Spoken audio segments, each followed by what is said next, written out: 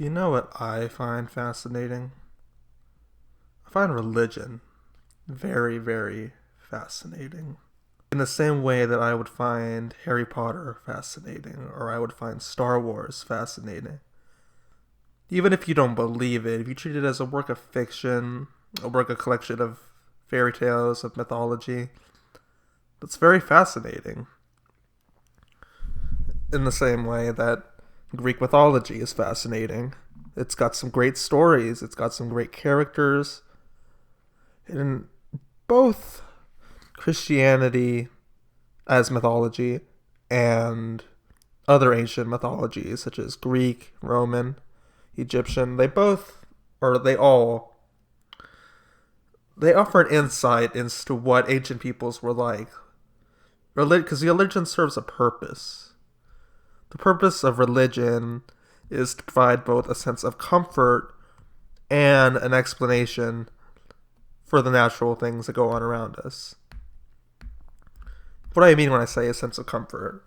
What I mean is, take the afterlife.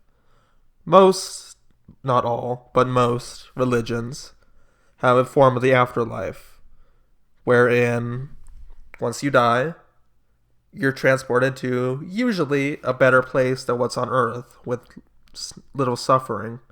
You'll reach enlightenment, you'll reach nirvana, you'll go to heaven with Jesus, something like that. That serves as a sense of comfort for people who don't have the best lives. They might be poor, sick, they might just have bad luck, who knows.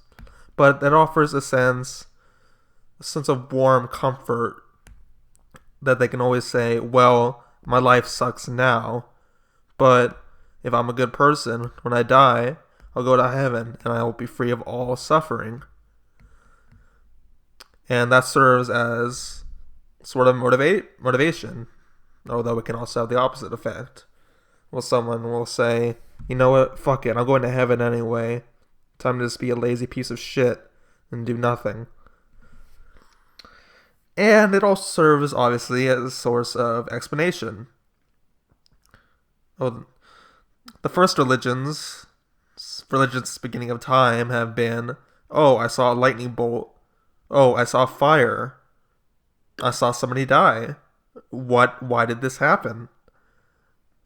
And so they took to their stones or their cave walls and they began to think up stories, explanations for why this could happen, because they could not see it was a person that did it.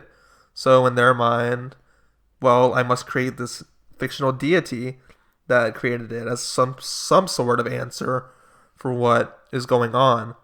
And this is how we got Ra and Horus and Zeus and the Christian God, the Jewish God, and Allah, are all the same person.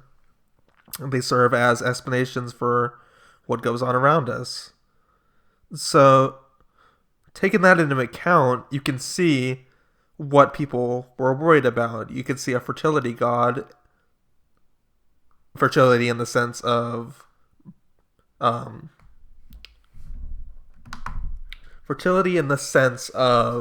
being fertile and bearing children. And you can infer, okay, this person was worried about, population control, perhaps. Or there's a god of the elements, and you could say, okay, this person was thinking about the weather. Perhaps there were natural disasters near them at a frequent time. Perhaps there were volcanoes or water, or perhaps they depended on sunlight to grow their crops. And the importance of these gods or goddesses in their daily life, in their religion, you can see what was most important to their culture. So, taking those things into account, I enjoy viewing religion as that, both as a form of entertainment, because there are some bitchin' stories in there, but also as a way of seeing sort of doorway into the past and being, okay, this is very interesting. I can see why these people were worried about that. And yet, there comes a time when you grow too old for fairy tales. And to see a person in their 40s and 50s that is clutching at a copy of the Bible and swearing to live their life by it, you don't clutch a copy of the Brothers Grimm and say, okay, I should know not to sneak out in the woods at night or not go into a house made of candy because you know it's not true. You know that could never happen to you. And the same thing happens with religion. You should outgrow it if you even grow into it at all.